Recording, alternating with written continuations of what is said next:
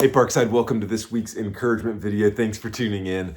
As we come up on the end of 2025 here, I think a lot of times we just reflect on the year and things that have been. And boy, I look back on this past year for Emily and I and for our girls. Boy, it's just been a year of rich blessings from the Lord. And so much of that is related to what's happening at Parkside and the way we receive the love of our church. At Parkside, I just want you to know how much I love you and how much I'm thankful for you, and how much you are regularly bringing encouragement into my life, and it is a joy to serve together. This past year was our sabbatical, the first sabbatical I've ever had, and wow, what a gift that was. And we were just reflecting the other day as a family on the joy of that and the love that we received from our church and how wonderful that was. And we want to say thank you for that.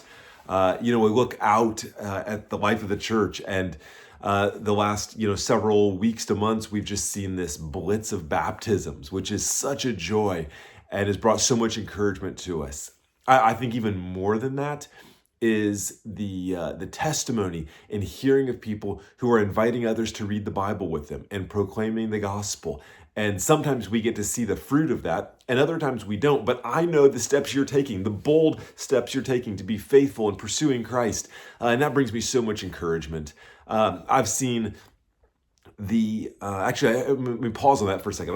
I don't want to move past that too quickly. Just a couple of years ago, like 3 years ago, when we talked about wanting to grow in evangelism, I think we said there had been 19% of the church that had evangelized in the last year, according to the survey we took. And fast forward just a couple of years, that had grown from 19%, not a strength, to 78% of the church says, yes, I have evangelized in the last year. Still room to grow, absolutely. But that's major movement, and I'm encouraged by it. Thank you for seeking to follow the Lord and honor and glorify Him with your lives.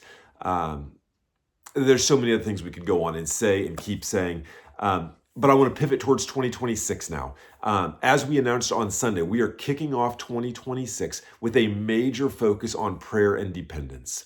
Because it's easy to see what we're going to do, it's difficult to entrust those plans to the Lord.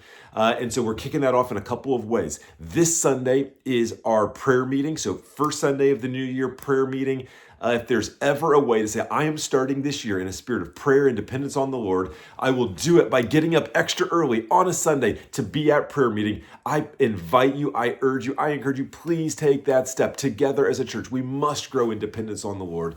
None of our plans will matter or succeed without His guidance and direction, and we want to cultivate that spirit of dependence.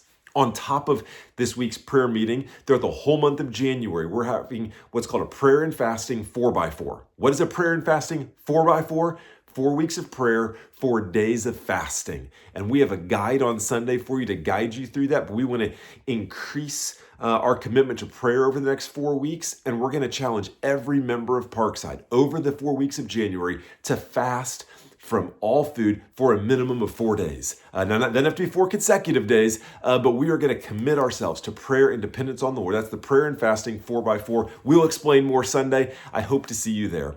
Finally, last thing, Sunday, we're kicking off our new study in Bible Institute. That's Sunday night. We're looking at the Psalms, and it's going to be a really, really fantastic look. There's so much about prayer and dependence upon the Lord in the Psalms. And so I invite you to register for that in the link below and invite a friend because it's going to be a great time together. Parkside, I love you. Look forward to seeing you Sunday. Hope you have a great week and a happy new year.